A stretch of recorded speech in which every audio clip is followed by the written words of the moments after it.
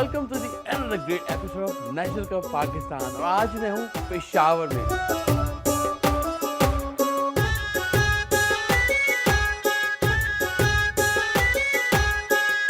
और यहाँ की लोकल लैंग्वेज में इसको पेखावर भी कहते हैं।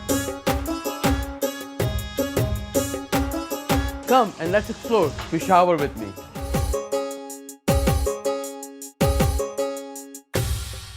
सुबह सुबह का वक्त हो, गहमा गहमी शुरू हो चुकी है, लोग कैमरा देख के एकदम आसपास आ गए। लेकिन किस्सा खानी बाजार की बड़ी कहानियां मैंने सुनी है। आज आपको मैं बताऊंगा किस्सा खानी बाजार के पीछे कहानी क्या है।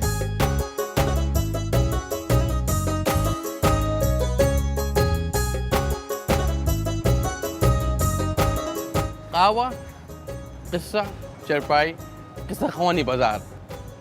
ये बात मैंने यूँ कही कि मैं इस वक्त हूँ बहुत ही कदीम बाज़ार में, पेशावर में, किस्सा ख़वानी बाज़ार। बरसों पहले, सदियों पहले से ये बाज़ार आबाद है और आज भी इसकी आप झलक देख सकते हैं। थोड़ी बहुत असरात नज़र आएंगे आपको, ख़ासतौर पर उन कहवे जो बेचते हैं यहाँ पे, जो रेस्टोरेंट्स हैं वो, या कहवा खाना जो कहा जाता है, और सराय जिन लोग आके रहते थे। पहले लोग अफ़गानिस्तान, चाइना, सेंट्रल एशिया से इस इलाके में आते थे। दैट्स द रीज़न कि पेशावर आज भी हब है और लोग आके यहाँ पे आराम करते थे, इन सराय में रहते थे, शॉपिंग करते थे और ट्रेडिंग करते थे।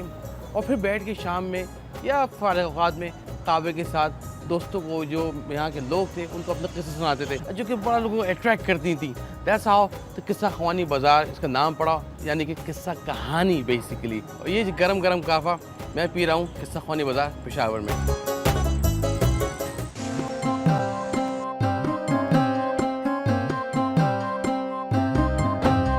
पेशावर शहर के बीचों बीच एक इंतहाई खूबसूरत मोहल्ला आबाद है जिसका नाम है मोहल्ला सेठियाँ। नाम से जाहिर होता है कि सेठों का इलाका होगा, लेकिन ये आज का नहीं, तकरीबन 200 साल पुरानी इसकी हिस्ट्री है। यहाँ पे हिंदू और सिख सेठ रहते थे और जिनके मकान देखने से ताल्लुक रखते हैं। क्या ब्यूटीफुल फसाद है और इमारत की जो कशीदाकारी है, खासकर लकड़ी का जो काम है, detail, everything is just so amazing. आज तक मेंटेन है, ये बड़ी बात है। मेरा दिल चाहता है कि यहाँ से एक मकान लेके अपने साथ जाऊं और अपना घर ऐसे ही रिस्टोर करूं। लुक एट दिस ब्यूटीफुल, वाह।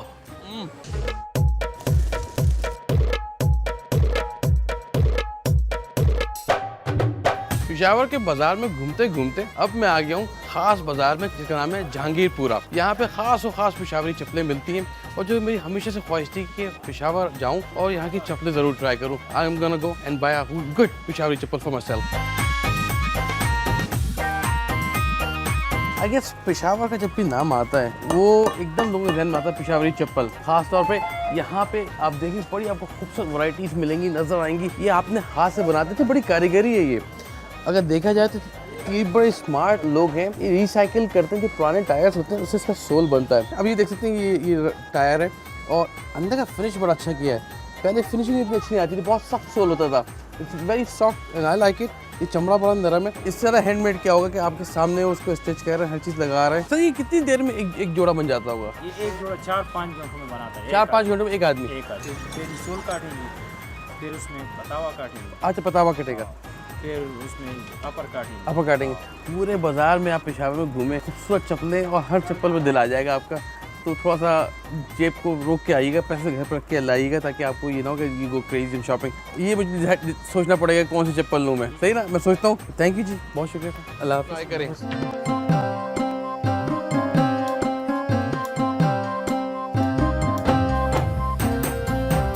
इंटरेस्टिंग टू सी कि शहद की मक्खियाँ किस तरीके से पाली जाती हैं। कंटेनर्स हैं, ये क्रेट कहते हैं जिसको, उसमें उनके लिए हाउसिंग की गई है जिसमें ये रहते हैं। एक क्वीन मक्खी, मलका मक्खी साथ होती है और साथ ही साथ इसके साथ में और मक्खियाँ भी आती हैं। शहद की डिफरेंट टाइप्स हैं, डिपेंड करता है। छोटी मक्खी यहाँ पे जो है ये दरमियानी मक्खी कह रहे हैं, दरमियानी मक्खी होती है। अच्छा, इंटरेस्टिंग फैक्ट ये है कि जिंदगी में मैंने इतना करीब शहद की मक्खियों के शायद कभी नहीं आया होगा। फर्स्ट टाइम मैं इनको बहुत क्लोज देख रहा हूँ।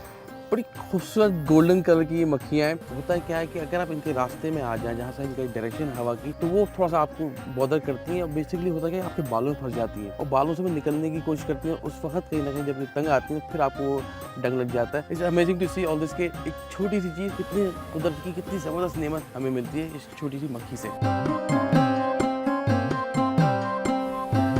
गुल भाई, एक डब्बे में कितना किलो निकलता होगा? 4 किलो 5 किलो हर 6 महीने बाद। तो साल का वही 8 किलो के करीब बन गया, 8-10 किलो। लोग कहते हैं कि जी थोड़ा गुड़ साथ रख देते हैं, उसको पी के आ जाता है, ऐसी बात तो है? आज चीनी भी हम उसको डालते हैं इसलिए कि ये भूखे होते हैं ना, अच्छा, ओके, इसी वजह से हम उसको चीनी भी डालते हैं ताकि वो इसको पालने के लिए। पालने के लिए। अब यहाँ पे कौन सी चीज़ लगी है जिसको ये खाते हैं, जिसका ये शहद बनता है? और इसी मौसम में अब ये ज्वार है, ज्वार लगी हुई है। ज्वार लगी है, इससे नस्ल इनकी ज़्यादा होती है। अच्छा, मज़े की बात है कि साथ ही कैंप लगा हुआ है जिसके अंदर इनके बर्तन भी हैं, खाने बनाने के हिसाब किताब भी है। ये रहते हैं, मक्खियों की भी रखवाली रहती है, इनका ख्याल करते हैं और अपना खाना पीना भी करते हैं। गुल भाई ने मुझे वादा किया कि ये शहद ना सिर्फ चखूँगा, लेके भी जाऊँगा। खैर जी, sir thank you very much Gul भाई, बहुत बहुत शुक्रिया आपका।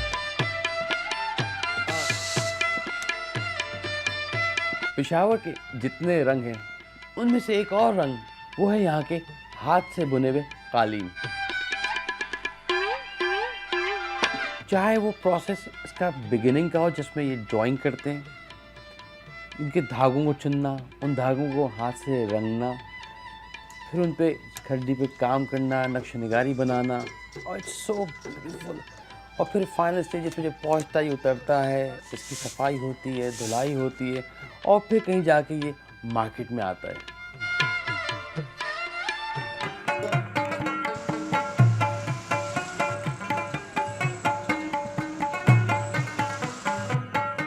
जिस तरह नेशनल के पाकिस्तान में हर सिटी ने मुझे सरप्राइजेस दिए, इसी तरह पेशावर ने भी मुझे खूब सरप्राइजेस दिए with the great loving people, great tasty मज़ेदार खाना, और ख़ासतौर पे कल्चर है अमेजिंग। आपको यहाँ पे आके एक्सपीरियंस करना पड़ेगा। इसी तरह से सरप्राइज मुझे मिलते रहेंगे, आपका शेयर करता रहूँगा in another episode of national का Pakistan, in another great city of Pakistan.